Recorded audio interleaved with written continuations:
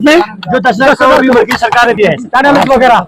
जनाब बहुत अच्छा हुआ, अल्लाह करे ये और दें, जिससे कि ये कापरन की टनल भी बन जाए और ये जो बाकी टनलें हैं वार्ड 1 की वो भी बन जाए। तो जिस तरीके से आपने कहा अपने स्पीच में कि ये स्टेटहुड इसलिए लिया गया कि हम मुसलमान क्या वजह थी ले जाने की?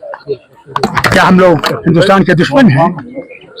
हमने मुल्क के साथ हाथ जोड़ा क्योंकि पाकिस्तान हमारे सामने खड़ा था, ये गिर गया इसका ना उसका वो गिर गया है। चलिए आगे। मैं आपको बोलूंगा जितने भी हमारे लीडर किसी भी जेल में है, तिहाड़ में हो, ये इंसानियत है कि अगर वो बीमार हैं तो उनका इलाज ठीक होना चाहिए। अगर नहीं हो सकता उसको छोड़िए,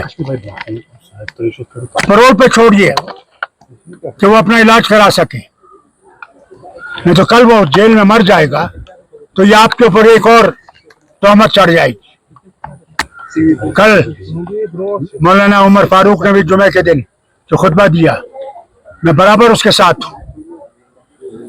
ये ह्यूमन राइट्स वायलेशन है जो ये हमारे कैदियों के साथ कर रहे हैं।